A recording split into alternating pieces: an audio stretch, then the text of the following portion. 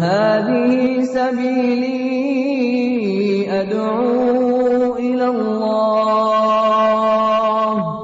على بصيرة أنا ومن اتبعني وسبحان الله وما أنا من المشركين.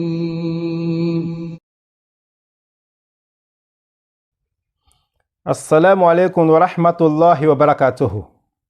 الحمد لله وكفى والصلاة والسلام على أشرف الأنبياء نبينا محمد صلى الله عليه وسلم وعلى آله وصحبه ومن اتبعهم بإحسان إلى يوم الدين. Nous rendons grâce à Allah subhanahu wa ta'ala. Nous remercions beaucoup Allah subhanahu wa ta'ala par la meilleure formule qui n'est rien d'autre que Alhamdulillahi Rabbil Alamin. Nous demandons la paix, les grâces et les bénédictions d'Allah sur notre prophète Muhammad sallallahu alayhi wa sallam, sur sa famille, ses compagnons et sur tous ceux qui vont les suivre et emboîter leur pas jusqu'au jour où Allah subhanahu wa ta'ala va hériter le monde de son contenu. Mes chers frères et sœurs en islam, chers frères et sœurs dans la foi, honorable esclave d'Allah subhanahu wa ta'ala, assalamu alaikum wa rahmatullahi wa barakatuh. Nous sommes toujours dans notre beau jardin, ce beau jardin qui n'est rien d'autre que la croyance islamique, qui est vraiment très important, très nécessaire, voire même obligatoire pour nous, qu'Allah nous la facilite. Chers frères et sœurs en islam, chers frères et sœurs dans la foi, honorable esclave d'Allah subhanahu wa ta'ala, nous avons déjà défini la sunna dans la langue arabe et nous avons aussi défini la sunna selon les savants de l'islam dans tous les domaines, dans toutes les matières, selon les savants des hadiths, selon les savants des fondements, selon les jurisconsultes et selon aussi les savants de la croyance islamique. Et nous avons dit que c'est un sujet qui est très très important. Donc si on maîtrise effectivement cette définition, on va pouvoir comprendre effectivement ce sujet. On va comprendre effectivement la sunna du prophète Muhammad sallallahu alayhi wa sallam. Parce que c'est un sujet vraiment qui est trop dense et qui est trop vaste. Mais nous allons toujours essayer de faire des résumés. Aujourd'hui, là où le bas blesse, le Satan, il nous a déjà fléchés. Jusqu'au point où vraiment, même ceux qui ont utilisé la religion aujourd'hui, ceux qui ont les doctorats, ceux qui ont les masters, les élèves coraniques, ils arrivent aussi à tomber dans ces erreurs de sunna, dans ces petites erreurs qui vraiment peuvent nous coûter très cher ou bien trop cher comme punition chez Allah subhanahu wa ta'ala. Car ceci, ça peut nous conduire dans la mécréance, qu'Allah nous préserve de tout cela. Parce qu'on déduit aujourd'hui, on constate aujourd'hui que beaucoup de personnes essaient aujourd'hui de détester la sunna, de mépriser la sunna, de nier la sunna, de s'énerver contre la sunna, de se fâcher contre la sunna et d'autres même de se moquer contre la sunna du prophète sallallahu alayhi wa sallam sans s'en rendre compte même qu'ils sont en train de commettre un grand péché qui peut conduire la personne effectivement, qui peut conduire la personne dans la mécréance. Donc nous devons vraiment retourner en arrière et pouvoir se corriger comme cela se doit. Chers frères et sœurs en islam, chers frères et sœurs dans la foi, honorable esclave d'Allah subhanahu wa ta'ala, c'est très très important ce qu'on est en train d'expliquer. C'est pour cela qu'on va pas à pas, on va doucement, pour pouvoir mieux comprendre. Parce que le problème de la croyance islamique, les gens expliquent ça, mais les gens expliquent ça, mais les gens n'arrivent pas à expliquer ça à fond, comme on est en train de le faire. Donc on doit tout décortiquer, on doit tout développer comme cela se doit. Nous avons déjà parlé de la considération, la valeur et l'importance accordée à la sunna par Allah subhanahu wa ta'ala, jusqu'au point où ce qui nous montre vraiment que Allah subhanahu wa ta'ala a rendu la suivi de la sunna obligatoire pour nous. C'est une obligatoire pour nous, c'est une obligation pour nous de suivre la sunna du prophète Muhammad sallallahu alayhi wa sallam. Ensuite, nous avons aussi parlé de la considération, de la valeur, de l'importance accordée à la sunna par le prophète Muhammad sallallahu alayhi wa sallam, jusqu'au point où Muhammad sallallahu alayhi wa sallam nous a dit « Toute ma communauté entrera au paradis, sauf celui qui refuse. » On demande au message de la paix de Dieu sur lui. Mais qui va refuser le paradis? Il a dit « Celui qui va m'obéir, celui qui m'obéit entrera au paradis. Mais celui qui refuse est celui qui vraiment me désobéit. C'est lui qui a refusé de rentrer au paradis. » Chers frères et sœurs en islam, chers frères et sœurs dans la foi, honorable esclave d'Allah subhanahu wa ta'ala, ce sujet nous concerne tous, surtout nous qui avons étudié la religion islamique. qu'Allah nous vraiment préserve, qu'Allah nous en préserve des tentations du Satan qui nous amènent aujourd'hui à négliger la sunna, qui nous amènent aujourd'hui à détester la sunna, qui nous amènent aujourd'hui à être contre la sunna, qui nous amènent aujourd'hui à se moquer de la sunna sans pouvoir le savoir. Très important. Enfin, aujourd'hui, nous allons essayer de parler de la considération de la sunna, la valeur de la sunna, l'importance de la sunna, aussi, voire même la place de choix que les compagnons du prophète Mohammed sallallahu alayhi wa sallam, ils ont accordé à la sunna du prophète Mohammed sallallahu alayhi wa sallam, car ils sont les exemples pour nous, jusqu'au point où vraiment, il faut savoir que les compagnons du prophète Mohammed sallallahu alayhi wa sallam, ils sont plus versés en islam, plus que nous. Hein? Ils ont plus de connaissances plus que nous. Ils ont plus de foi plus que nous. Hein? Malgré cela, ils n'ont pas négligé, ni méprisé, ni sous-estimé, ni abandonné, hein? Ni minimisé, ni négligé la sunna du prophète Mohammed sallallahu alayhi wa sallam, quelle que soit sa petitesse. Quelle que soit sa petitesse. Et il nous a été demandé de faire comme eux pour pouvoir réussir facilement dans ce bas monde, dans la tombe et dans l'au-delà. Chers frères et sœurs en islam, chers frères et sœurs dans la foi, Allah subhanahu wa ta'ala, il a dit dans le Coran, wa in tuti'uhu tahtadu. Allah subhanahu wa ta'ala a dit, si vous lui obéissez, vous serez bien guidés, vous serez bien guidés. Si vous obéissez au prophète Mohammed sallallahu alayhi wa sallam, c'est-à-dire si on essaie de suivre le prophète Mohammed sallallahu alayhi wa sallam, on sera effectivement bien guidé. On ne va pas se perdre. Mais quel est effectivement l'objectif ou bien le but même de la sunna? L'objectif et le but même de la sunna, c'est quoi? Les savants de l'islam nous disent toujours que antakuna, maqsad sunna, il dit que antakuna hayati ou hayatuna khilal al-layl wa an-nahar ala tartib an-nabi sallallahu alayhi wa sallam. C'est-à-dire quoi? C'est-à-dire le mode de vie, mon mode de vie, mon style de vie, c'est-à-dire durant ma vie, durant la nuit, ou bien nuit et jour, doivent être en conformité, avec la sunna du prophète Mohammed sallallahu alayhi wa sallam pour qu'il puisse réussir facilement dans ce bas monde, dans la tombe et dans l'au-delà. Chers frères et sœurs en islam, chers frères et sœurs dans la foi, honorable escorte d'Allah subhanahu wa ta'ala, il faut savoir que le prophète Mohammed sallallahu alayhi wa sallam nous a avertis, nous a dit déjà beaucoup de choses. Et nous a dit de se méfier, nous a mis effectivement en garde contre tout ce qui est en train de se passer ces derniers temps-ci.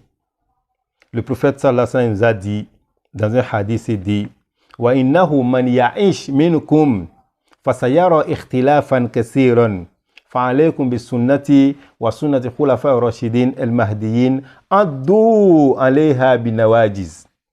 Rawahu Tirmidhi wa qala hadith hasan sahih. Le prophète sallallahu alayhi wa sallam, il nous a dit, il dit, certes, celui d'entre vous qui vivra verra une grande discorde.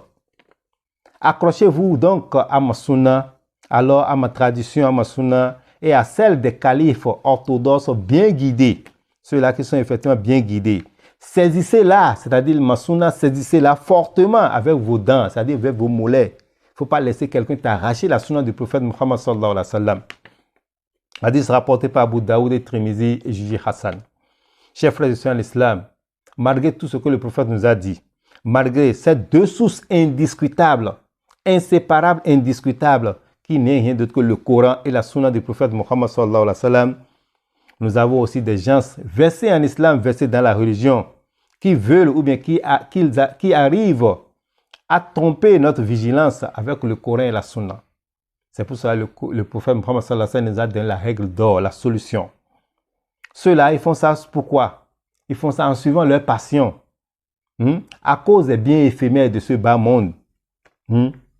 À cause de tout ça là, ils arrivent vraiment à tromper notre vigilance, à nous traduire les versets coraniques autrement, à donner d'autres sens aux versets coraniques à cause de ce bas monde. À cela s'ajoutent aussi nos passions, notre ignorance et nos désirs démesurés. Notre manque de compréhension des versets et puis des hadiths. Et aussi, il y a aussi l'égoïsme dedans. Tout cela nous amène à des confusions. Ça amène des confusions à notre niveau. À voir cela, le prophète Mohammed sallallahu alayhi wa sallam nous a donné la meilleure solution, qui n'est rien d'autre que le fait de suivre la sunna de qui? des califes orthodoxes et bien guidés. C'est la règle d'or que le prophète nous a donnée de pratiquer la religion islamique en emboîtant, en imitant les compagnons du prophète Muhammad sallallahu alayhi wa sallam. C'est pour ça qu'on dit toujours que quand on veut pratiquer la religion islamique, on pratique la religion islamique avec quoi? Avec le Coran, la Sunna, suivant la compréhension des compagnons du prophète Muhammad sallallahu alayhi wa sallam. Donc, nous devons suivre ces califes-là, car ceux-là, ils n'ont rien négligé, ils n'ont rien laissé. Ils ont essayé de suivre le prophète comme cela se doit. Et ils sont vraiment de bons exemples pour nous. Dès que nous allons avoir de petits problèmes, nous allons avoir de petits problèmes de malcompréhension de la sunna, de malcompréhension de la religion, il faudrait vraiment qu'on retourne, qu'on aille chercher ça. C'est chez qui? Chez les califes du prophète Muhammad sallallahu alayhi wa sallam, chez les compagnons du prophète Muhammad sallallahu alayhi wa sallam, si on ne veut pas se perdre. Ça, c'est la règle d'or même que le prophète nous a donnée pour dire فَعَلَيْكُمْ بِسُنَّتِي وَسُنَّةِ خُلَفَاءِ الرَّاشِدِينَ الْمَهْدِيِّينَ عَضُّوا عَلَيْهَا بِالنَّوَاجِذِ. Et dès qu'on va comprendre cela, des compagnons du prophète Muhammad sallallahu alayhi wa sallam, on va essayer de garder ça, de s'accrocher à ça pour que personne ne nous arrache notre sunna, ne nous arrache notre religion, car elle nous facilite tout cela. Chers frères et sœurs en islam, chers frères et sœurs dans la foi, honorable soit d'Allah subhanahu wa ta'ala, nous allons essayer maintenant d'aller voir au niveau des compagnons du prophète Muhammad sallallahu alayhi wa sallam comment ils ont pu respecter la sunna, comment ils ont pu considérer la sunna, quelle valeur ils ont accordé à la sunna du prophète Muhammad sallallahu alayhi wa sallam. Prenez l'exemple de Abu Bakr radiyallahu anhu, Abu Bakr Siddiq radiyallahu anhu, il a dit Innama ana muttabi'un wa lastu bimubtadi'in. Radiyallahu anhu wa arda.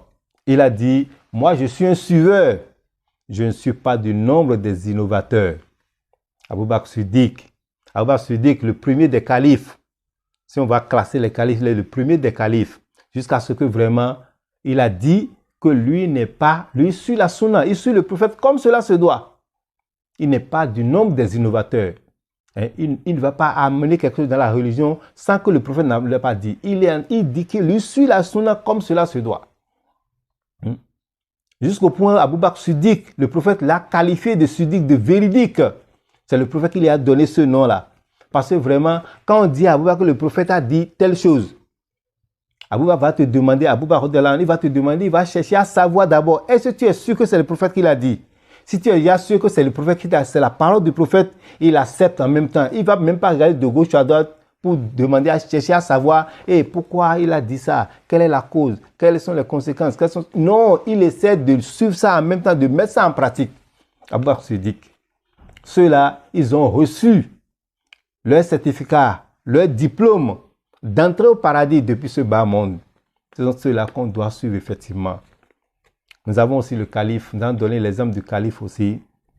Umar ibn Khattab, radiyallahu anhu, wa arda.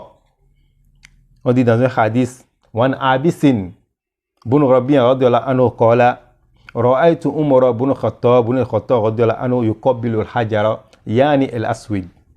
Wa yaqulu, inni a'lamu annaka hajarun, ma tanfa'u wa la tadurru. ولولا أني رأيت رسول الله صلى الله عليه وسلم يقبلك ما قبلتك. Hadith authentique, muttafaqun alayhi, rapporté par Bukhari et Muslim. Umar, selon Abis ibn Rabi', il a rapporté que lui il a vu Umar ibn Khattab embrasser la pierre noire. Embrasser la pierre noire. Et au moment où il était en train d'embrasser la pierre noire, il a voulu embrasser la pierre noire. Qu'est-ce qu'il a dit? Umar a dit quoi? Umar a dit, j'ai vu Umar ibn Khattab embrasser la pierre noire de la Kaaba en disant, je sais que tu es une pierre ne pouvant faire ni bien ni mal. Il dit, je sais que tu es une pierre ne pouvant faire ni bien ni mal. Si je n'avais pas vu le message de la permission de Dieu sur lui t'embrasser, je n'aurais pas t'embrassé. Je n'aurais pas t'embrassé du tout. Donc, il est en train de montrer ici que tu es une pierre. Tu ne peux pas me faire du mal, tu ne peux pas me faire du bien. Ça, c'est Tawhid. Il est en train de montrer, lui, il n'est pas en train d'adorer la pierre. On ne nous a pas demandé d'adorer une créature d'Allah subhanahu wa ta'ala. Il est en train de nous faire comprendre là qu'il n'est pas en train d'adorer la pierre. On ne nous a pas demandé d'adorer une pierre, ni une créature d'Allah subhanahu wa ta'ala. Mais c'est parce qu'il il a vu le prophète embrasser cette pierre-là, que lui aussi il a embrassé la pierre pour voir suivre le prophète Mohammed sallallahu alayhi wa sallam. Une pierre noire. Hein? Donc, c'est Allah qui a voulu cela pour nous et le prophète nous a dit de mettre ça en pratique. Donc, on doit mettre ça en pratique. Mais on n'est pas en train d'adorer la pierre. Chers frères et sœurs en islam, chers frères et sœurs dans la foi, tout ça là, c'est pour nous montrer combien de fois ces compagnons-là, hein, ils ont essayé de suivre le prophète Mohammed sallallahu alayhi wa sallam. Ils sont plus savants que nous. Ils ont plus la foi que nous. Jusqu'au point Abu Bakr, radiyallahu anhu, on a dit que vraiment, si on prend la foi de Abu Bakr, on met ça sur la pèse, sur la balance pour peser. Et que vraiment, on met nos foi, nous tous, dans ce bas moment, on met notre foi de l'autre côté de la balance. Pour Abu Bakr, ça va peser plus que nous tous. Malgré ça, il a dit que ne fait pas partie des noms des innovateurs. Et voilà Umar aussi qui est en train de nous faire comprendre que lui, il a embrassé la pierre parce qu'il a vu le prophète embrasser. Nous avons aussi Ibn Mas'ud radiyallahu anhu qui a dit un jour, il dit وَلَوْ تَرَقْتُمْ سُنَّةَ نَبِيِّكُمْ لَضَلَلْتُمْ. Il a dit, si vous abandonnez, si vous négligez la sunna de votre prophète Mohammed sallallahu alayhi wa sallam, vous serez du nombre des égarés. Vous serez du nombre des perdants. Dans ce bas monde, dans la tombe et dans l'au-delà. Tous ceux-là, ils se sont accrochés à la sunna comme cela se doit. Un jour, Abdullah ibn Mas'ud, il venait à la mosquée pour prier. Et le prophète était en train de faire son sermon. Arrivé au seuil de la porte de la mosquée, il a entendu le prophète dire, Ijlisu. Le prophète n'était pas en train de lui adresser la parole. Le prophète est en train de faire son sermon. Mais il a entendu seulement Ijlisu. Ce qui signifie déjà que, asseyez-vous. Qu'est-ce qu'il a fait? Il est arrivé au niveau de la porte là, il est parti s'asseoir là seulement. Parce qu'il a entendu déjà Ijlisu, asseyez-vous. Il n'a pas cherché à savoir est-ce que la parole est adressée à moi, Ibn Mas'ud, ou bien la parole le prophète est en train d'adresser la parole à d'autres personnes. Non. Dès qu'il a entendu ça déjà, il a respecté ça en même temps. Ceux-là, ce sont des exemples à suivre. Ce sont des exemples à suivre pour nous. Nous allons aussi prendre l'exemple de Ali, Karramallahu wajhahu. Ali, Karramallahu wajhahu, il nous a dit quoi? Il a dit, la okena dinu birayi, la kena asfalul khufi, awla bil masri min alahu. Ali, radiyallahu anhu, il nous a dit que si la religion était basée sur des idées, sur le cerveau, sur l'intelligence, sur l'opinion, alors le bas de la pantoufle, c'est-à-dire, il y a des chaussettes que nous avons l'habitude de porter. Les chaussettes en cuir. En tout cas, il y a une légère divergence entre les savants de l'islam, où d'autres ont parlé des chaussettes que nous avons aussi de porter aujourd'hui, ça là. Que ça entre en ligne de compte de ces chaussettes-là. Sinon, c'est les chaussettes en cuir en ce temps-là. Et il dit que si effectivement, si la religion était basée sur l'opinion, bien sur les idées, bien sur le cerveau, alors le bas de ces chaussettes-là serait préférable au haut. C'est-à-dire, quand on a fait l'ablution, quand tu as fini de faire tes ablutions, tu as porté ces chaussettes-là après avoir fini l'ablution. Maintenant, ton ablution est gâtée et que maintenant tu veux reprendre l'ablution et que tu ne veux pas enlever les chaussettes. Si tu veux, tu peux enlever et reprendre l'ablution complète. Maintenant, tu ne veux pas enlever les chaussettes et que tu veux passer la main sur quoi? Sur les chaussettes. On passe la main où? On passe la main pas dessus. On ne passe pas la main pas dessous. Donc, c'est pour ça, Ali est en train de nous dire que si vraiment on doit faire notre religion avec notre cerveau, hein, au lieu d'utiliser le cerveau du Coran, au lieu d'utiliser le cerveau des hadiths, on veut utiliser notre propre cerveau. Ça veut dire que si on veut passer la main, hein, au niveau des chaussettes là, on doit passer la main pas dessous, parce que c'est le dessous qui ramasse les saletés. C'est le dessous là qui ramasse les saletés. Hein? Mais il nous a dit que non, on ne va pas passer la main par dessous. Non, la religion nous a demandé de passer la main par le dessus. Par le dessous et non par le dessous. Vous voyez, non? Donc, il est en train de nous faire comprendre que ce soit le cerveau du Bénin, le cerveau du Nigeria, le cerveau ou bien l'intelligence du Bénin, l'intelligence du Nigeria, l'intelligence du Canada, l'intelligence des États-Unis, tout ça là, ça ne peut pas nous aider, hein, pour maîtriser la religion, non. Il faut suivre seulement le cerveau pour pratiquer la religion d'Allah subhanahu wa ta'ala. Il faut suivre le cerveau, il faut suivre seulement quoi? L'intelligence du Coran et puis l'intelligence de quoi? Des hadiths. Le cerveau des hadiths, le cerveau de quoi? Du Coran. Il faut laisser notre cerveau parce que notre cerveau est trop faible. Notre cerveau est trop faible. Ce qu'on nous demande d'utiliser notre cerveau, on nous demande d'utiliser notre cerveau où? Notre cerveau, on doit l'utiliser ça, notre intelligence doit l'utiliser ça pour pouvoir respecter. Ça doit nous amener à respecter le Coran, à respecter la sunna du prophète Muhammad sallallahu alayhi wa sallam. Mais ce n'est pas pour amener, c'est pas pour innover en islam. Ce n'est pas pour amener des innovations en islam, non. Jusqu'à ce point, les compagnons du prophète Muhammad sallallahu alayhi wa sallam, ils ont essayé de suivre le prophète comme cela se doit. Chers frères et sœurs en islam, chers frères et sœurs dans la foi, on aura l'esclave d'Allah subhanahu wa ta'ala. Les gens peuvent dire tout ce que tu es en train de dire depuis le matin là, mais ça concerne la religion. Nous allons partir aussi voir la sunna au niveau des habitudes du prophète Mohammed sallallahu alayhi wa sallam, comment les compagnons, ils ont pris ça en considération et qu'ils n'ont rien négligé. Si nous allons essayer d'énumérer tous les compagnons, on ne va pas finir avec ce sujet. Mais c'est très important. Nous prenons l'exemple de Abdullah ibn Umar, radiyallahu anhu wa arda. On dit que Abdullah ibn Umar, lui, il essaie d'imiter le prophète Mohammed sallallahu alayhi wa sallam dans toutes choses, dans toutes les circonstances, dans toutes les conditions. Abdullah ibn Umar. Un jour, Abdullah ibn Umar a vu le prophète s'asseoir sous un arbre. Après que le prophète a quitté, lui aussi, il est parti s'asseoir sous l'arbre. Sans même savoir pourquoi le prophète est allé là-bas. Pourquoi le prophète est allé s'asseoir là-bas, sallallahu alayhi wa sallam. Lui aussi, il est parti s'asseoir là-bas. On lui a demandé, mais qu'est-ce que tu es en train de fabriquer? Il dit non. Lui, il a vu le prophète s'asseoir là-bas. Et lui aussi, il est allé s'asseoir là-bas. Et de son vivant, depuis le jour qu'il a vu le prophète s'asseoir là-bas, il a commencé par prendre soin de cet arbre-là. Il a commencé par prendre soin, pas arroser l'arbre. Pas prendre soin de l'arbre. Jusqu'à ce qu'il a rendu l'âme. Il n'a pas laissé cet arbre-là. La ilaha illallah Muhammad Rasulullah sallallahu alayhi wa sallam. Abdullah ibn Umar, radiyallahu anhu, il fait partie des grands savants de l'islam. Il fait partie des grands savants de l'islam. S'il voit le prophète prier dans un endroit, lui aussi va tout faire pour aller prier dans cet endroit-là. La ilaha illallah Muhammad Rasulullah sallallahu alayhi wa sallam. Abdullah ibn Umar. Il ne va pas chercher à savoir pourquoi ou n'importe pourquoi, non. Prenez encore ceci. Abdullah ibn Umar, un jour, il est monté sur sa monture, sur son chameau. Quand il est monté sur le chameau, il a commencé par faire le tour dans la ville. Il a commencé par faire le tour. Il rentre dans cette vent-là, il sort par d'autres vents. Il rentre dans l'autre vent, il sort par l'autre vent. Il est content. Il est content. Il est content sur son chameau. Il est en train de partir sur son chameau. Il est content. Mais les gens ont demandé, mais qu'est-ce qui est arrivé à Abdullah ibn Umar? Qu'est-ce qu'il est en train de fabriquer? Qu'est-ce qui lui est arrivé? Il a dit non, que lui, qu'est-ce qu'il est en train de faire? Et on lui a demandé, Abdullah ibn Umar, il dit peut-être que les sabots de mon chameau tombent sur les sabots de la monture du prophète Muhammad sallallahu alayhi wa sallam. Donc j'espère qu'on n'a pas bien compris. Chers frères et sœurs en islam, on n'a pas bien compris.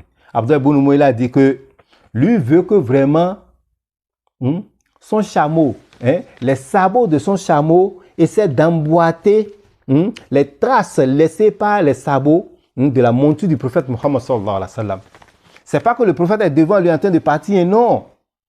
Les endroits où le prophète est passé avec sa monture, lui aussi va passer dans ces endroits-là en ayant l'intention que veut que vraiment les sabots de son chameau vont emboîter les mêmes pas, vont emboîter les pas du prophète Muhammad sallallahu alayhi wa sallam, pour nous montrer combien de fois il faut suivre la sunna du prophète sallallahu alayhi wa sallam pour pouvoir mener une vie heureuse dans ce bas monde, dans la tombe et dans l'au-delà. Abdullah ibn Umar. Pour cela, si tu vois tes frères aujourd'hui en train de suivre la sunna du prophète Muhammad sallallahu alayhi wa sallam, parce qu'Abdullah ibn Umar, il avait un serviteur. Le serviteur a dit, Abdullah ibn Umar, il suit la sunna du prophète sallallahu alayhi wa sallam, tout comme si l'on va dire qu'il est devenu fou même. Qu'il est devenu fou concernant la sunna du prophète Muhammad sallallahu alayhi wa sallam, concernant cette suivi. Maintenant, si toi-même tu vois tes frères aujourd'hui, tes frères musulmans, qui ont pris en considération la sunna, qui sont en train de mettre des sunnas en pratique, il ne faut pas s'en prendre à lui. Il ne faut pas les insulter. Il suffit seulement d'aller chercher à savoir, est-ce que c'est la sunna du prophète, et puis tu acceptes. Mais notre cœur aujourd'hui est vraiment sale. Notre cœur aujourd'hui est vraiment malade. Jusqu'au point où le musulman qui a étudié la religion comme cela se doit est contre la sunna du prophète Muhammad sallallahu alayhi wa sallam aujourd'hui. Déteste la sunna du prophète Muhammad sallallahu alayhi wa sallam, voire même nier la sunna du prophète Muhammad sallallahu alayhi wa sallam. On ne veut pas mettre en pratique la sunna du prophète Muhammad sallallahu alayhi wa sallam. On ne veut pas mettre ça en pratique. Hein? Pourquoi? Parce que notre corps est malade. Notre corps est malade. Nous voulons effectivement entrer au paradis Firdaus avec le prophète Muhammad sallallahu alayhi wa sallam. Mais on ne veut pas suivre sa sunna comme cela se doit. Non. Chez les compagnons du prophète, c'est recommandé, c'est pas recommandé, c'est obligatoire, c'est pas obligatoire, c'est une habitude du prophète seulement. Non, ils ne veulent pas savoir ça. Ils essaient de mettre ça en pratique.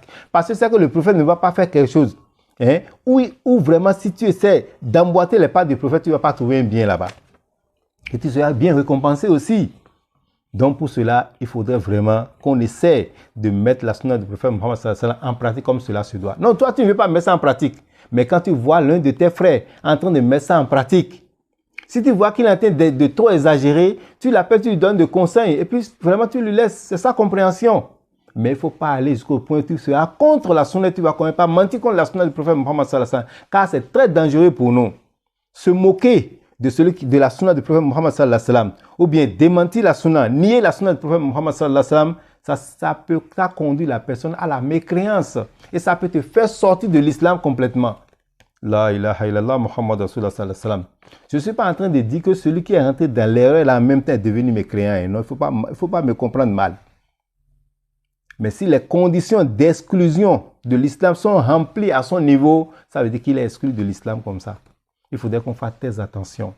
On voit même des docteurs, ceux qui ont pris des doctorats en islam, ceux qui ont pris le master en islam, hein, ceux qui ont étudié l'islam comme cela se doit, détester la sunna, jusqu'au point où même vont nier la sunna. C'est le diable qui est en train de nous embêter. Notre cœur est malade, notre foi est malade. Notre foi est trop faible. Il faudrait vraiment qu'on essaie de renouveler notre foi comme cela se doit. De savoir qu'est-ce qu'on est en train de faire.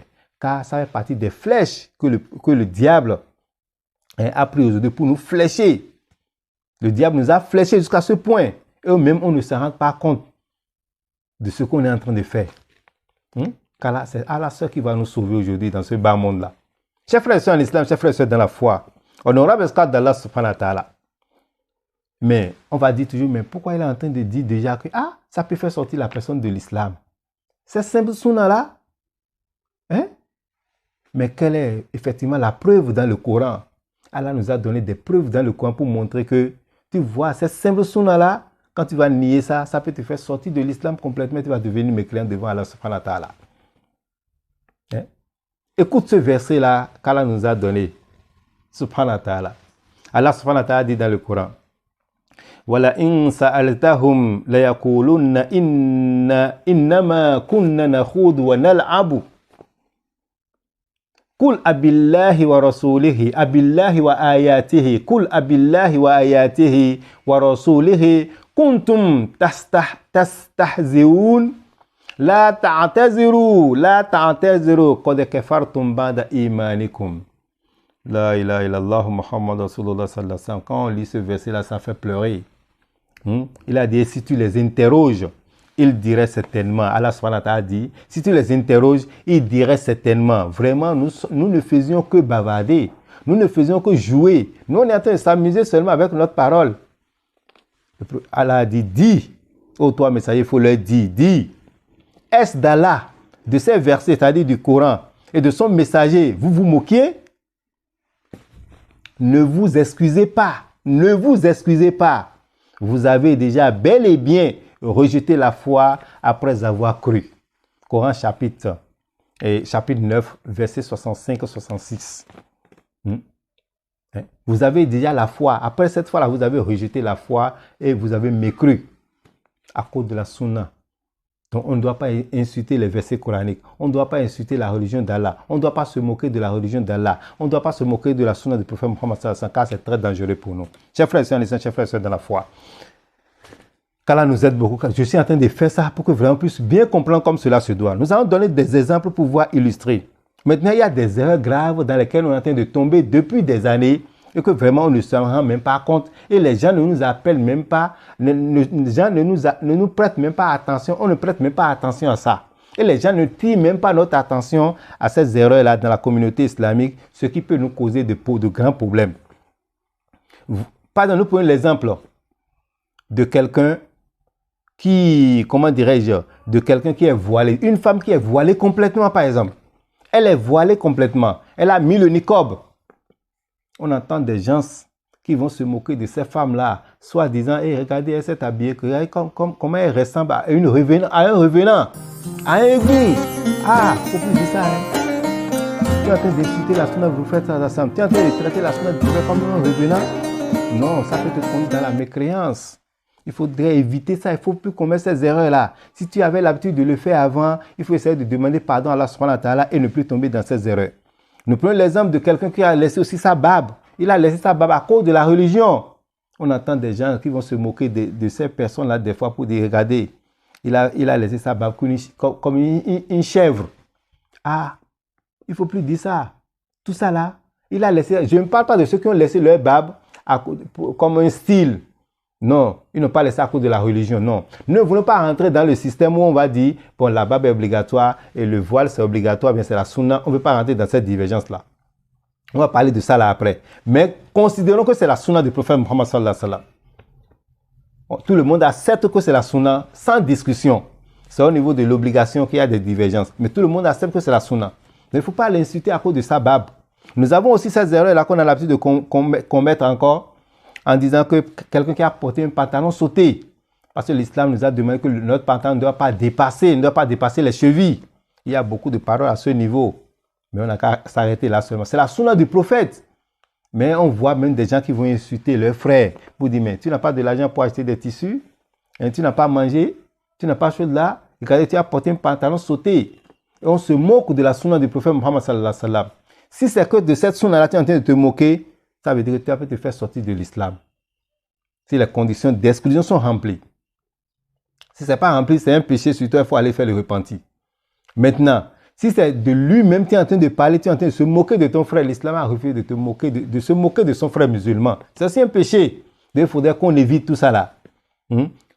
Là où le bas blesse aujourd'hui, quand tu vois, même les présidents aujourd'hui, même les stars, même les artistes, ils portent aujourd'hui, tout le monde porte des choses serrées aujourd'hui. Tout le monde porte des pantalons sautés aujourd'hui. Avant, ce qui était à la mode, c'était Papa Wemba. C'était les Badef qui étaient à la mode. Aujourd'hui, c'est serré qui est à la mode. Mais quand ceux-là portent des choses, que c'est le style, c'est la mode, tout le monde est content, tout le monde accepte. Notre cœur est vraiment malade. Il faut savoir que notre cœur est malade. Notre foi est malade. Il faut que vraiment on essaie de renouveler notre foi. Si ceux-là portent ça comme ça, on porte ça pour dire que c'est un style, on accepte, on est content, on est fier de ça. Mais déjà, quand on va dire que c'est la sunna du prophète qu'il faut la pratiquer seulement, on est content, on déteste ça déjà. Notre cœur est malade, notre foi est malade. Qu'Allah nous protège beaucoup. Il en est aussi pour ceux qui mangent avec les 3 doigts. Tu vois ton frère en train de manger avec les 3 doigts. C'est la sunna du prophète. Ou bien, tu vois quelqu'un en train de manger avec 4 doigts. Si tu ne peux pas avec les 3 doigts, tu prends 4 doigts. Si tu ne peux pas avec 4 doigts, tu prends 5 doigts. Il n'y a pas de problème pour ça. C'est la sunna du prophète. C'est vrai que ce n'est pas une obligation. Si tu fais ça, tu seras récompensé. Tu peux manger avec la cuillère, il n'y a pas de problème pour ça. Toi, tu ne veux pas utiliser les doigts, tu veux utiliser la cuillère, il n'y a pas de problème pour ça. Il ne faut pas écouter ceux qui vont te dire que quand tu manges avec la cuillère, tu es devenu mécréant. Non, ça là, c'est faux. Mais tu ne vas pas avoir les récompenses de celui qui a mangé avec ses doigts. Et donc, il ne faut pas se moquer de cette sunna-là. Si tu te moques de cette sunna-là, ça peut te faire sortir de l'islam si les conditions sont remplies. J'ajoute toujours si les conditions sont remplies. Non. Donc, il en est de même pour tu vois tes frères qui sont en train de se promener pour aller faire dawa. Ils sont en train de marcher pour aller faire dawa. Ils sont en train de se promener pour aller faire dawa. Si tu vas te moquer de leur promenade, et tu vas te moquer d'eux parce qu'ils sont en train de marcher, hein? Ça c'est la sunna du prophète Muhammad sallallahu alayhi wa sallam. Hein? Ça veut dire que tu es en train de te moquer de la sunna du prophète Muhammad sallallahu alayhi wa sallam. Il faut faire très attention. On voit beaucoup de personnes, beaucoup de savants, même beaucoup de ceux qui ont utilisé la religion rentrer dans cette erreur. Le prophète a marché aussi pour aller faire dawa. Notre cheikh Oussemin, il a dit qu'au temps de quoi? Au temps de Hajj, le prophète a l'habitude de se promener, d'aller vers les musulmans pour aller les faire venir, d'aller vers les musulmans pour aller les appeler. Il se promène de maison en maison pour aller les faire venir. Notre cheikh Oussemin, il a dit ça. Et même si tu ne comprends pas ça, là, il faut savoir que le prophète Muhammad sallallahu alayhi wa sallam, il a marché pour aller à Taïf. Ça, la seule te suffit déjà. Il est parti à cause de quoi? À cause de la dawa. Donc, si tu vois tes frères aujourd'hui marcher pour aller, toi, tu ne veux pas le faire, ce n'est pas un problème. Mais il ne faut pas détester. Il ne faut pas se moquer de ça. Il ne faut pas se moquer de tes frères à cause de ce qu'ils sont en train de faire. Car c'est très dangereux pour nous. qu'Allah nous en préserve, qu'Allah nous aide, qu'Allah nous protège. Aujourd'hui, pour finir, je vais donner un exemple pour nous montrer effectivement que ce qu'on est en train de faire là, c'est de l'injustice. Par exemple, l'exemple de porter le chapeau. Le chapeau, ce n'est pas une obligation en islam. Mettre un chapeau ou bien mettre un turban, non, ce n'est pas une obligation. Dans les pays arabes, on voit des imams dans beaucoup de mosquées. Il va te mettre devant, il va se mettre devant sans même porter un chapeau, sans même mettre un turban. Sa tête est nue comme ça, il va prier pour vous. Et personne ne va pas s'en prendre à lui. Tu vas les voir même s'asseoir. Des grands savants de l'islam s'assoient sans le chapeau, sans turban, et ils sont en train de prêcher pour vous, de vous donner des cours. Personne ne va pas s'en prendre à eux parce qu'ils ont la compréhension que c'est la sunna. Si tu veux, tu peux faire ça. Si tu veux, tu peux laisser. Mais ce fait-là, c'est dans le fait-là, il faut appliquer dans cette application qu'il y a beaucoup de récompenses. Mais si nous prenons l'exemple des Yoruba ou bien l'exemple des Hausa dans nos pays africains noirs, quand tu vois quelqu'un qui est un imam, ou bien déjà, il est un alpha ou bien un savant de l'islam, qui veut aller prêcher ou bien veut prier pour nous, et qui n'a pas mis le chapeau ou bien n'a pas mis le turban, les gens vont s'en prendre à lui pour dire non, il faut mettre le chapeau. Il y a même des chapeaux réservés dans des mosquées où quand tu ne mets pas le chapeau, on te met le chapeau sur la tête. Tu as accepté ça là. Tout le monde a accepté. Et quand tu vois aujourd'hui un savant de l'islam aujourd'hui, dans nos pays africains noirs, il veut aller prêcher par exemple. Il a ses élèves coraniques derrière lui. Il veut aller prêcher quelque part, il veut aller dans une assise. Que ce soit assise de baptême ou de mariage, n'importe quelle assise, il veut aller dans des assises de sunna pour aller prêcher. Et il n'a pas mis le chapeau. Il était bien sapé. Il a bien sapé. Il a bien mis son djellaba, bien mis son manteau. Il s'est bien sapé. Et il a oublié de mettre le chapeau. Il n'a pas oublié, il a laissé ça. Il a fait ça sciemment, il a laissé. Lui-même va se sentir qu'il y a quelque chose qui manque en lui d'abord. Après ça, disons que ses élèves coraniques vont le rappeler pour lui dire « Ah, oustaz, tu as oublié de mettre le chapeau et le turban. » Il va dire « Non, il faut laisser, je sais ce qu'ils sont en train de faire. » Il sera gêné même s'il va s'asseoir parmi ses collaborateurs, les autres alphas qui ont mis le chapeau et lui n'a pas mis. Il sera même gêné. Il sera même mal vu. Même les élèves coraniques vont chercher même à dire que il me semble que quelque chose est arrivé à notre professeur aujourd'hui. Il n'a pas mis le chapeau. Il me semble que ça ne va pas chez lui correctement. Alors que ce n'est pas une obligatoire. Toi, tu as accepté de mettre le chapeau chaque fois parce que ce n'est pas une obligatoire. Ce n'est pas obligatoire, mais tu mets ça chaque fois. C'est devenu une chose obligatoire pour nous. Dans les pays africains noirs, quand tu ne mets pas le chapeau, mais le turban, tu ne peux pas aller dans ces assises-là. Quand tu vas même, c'est comme si tu es gêné même des fois. Mais tu as accepté cela. Quand tu vois tes frères aussi qui sont en train de pratiquer d'autres sunnas aussi, il ne faut pas s'en prendre à eux. Il ne faut pas s'en prendre à eux. Tu vas dire non, ce n'est pas obligatoire. Oui, ça là aussi, ce n'est pas obligatoire. Il faut laisser aussi. Donc, il faut dire que vraiment, on essaie de rengainer, on essaie de mieux comprendre la sunna pour pouvoir vraiment passer une bonne vie dans ce bas monde, dans la tombe et dans l'au-delà. Maintenant, nous allons, la vidéo qui doit venir là, il ne faut pas que vraiment, il faut essayer d'écouter la vidéo là, car c'est très très important pour nous. On dit toujours, il faut laisser, il faut rien associer à Allah subhanahu wa ta'ala. On va démontrer, décortiquer, développer comment la sunna est un remède pour tous nos maux, pour toutes nos maladies, pour pouvoir réussir notre vie. Comment la sunna est un gris-gris pour nous. Comment la sunna est un secret de bonheur pour nous. Toi qui as des problèmes avec ta femme à la maison, toi qui as des problèmes au marché, toi un chauffeur, toi un bosseur, un commerçant, un footballeur, toi qui es malade, qui n'a pas trouvé de solution, comment tu peux régler tout ça pour avec la sunna sans rien associer à Allah subhanahu wa ta'ala. Il ne faut pas aller chercher quelque chose ailleurs. Non, c'est dans l'islam. Nous allons essayer de montrer ça et de décortiquer ça la prochaine fois. Qu'Allah nous facilite tous. Qu'Allah nous facilite cela, qu'Allah nous aide, qu'Allah nous protège et qu'Allah nous donne la meilleure compréhension. À partir d'aujourd'hui, il ne faut pas nier la sunna. Parce que quiconque nie la sunna, se moque de la sunna, vraiment, ça peut conduire. Un tel acte ou œuvre est considéré comme de la mécréance et de l'égarement. La personne qui nie ou bien qui se moque de la sunna est considérée comme étant sortie de l'islam selon le consensus des savants, de tous les savants et les croyants. Il faut qu'on fasse très attention. Wassalamu alaikum wa rahmatullahi wa barakatuh. Qu'Allah nous donne la bonne compréhension.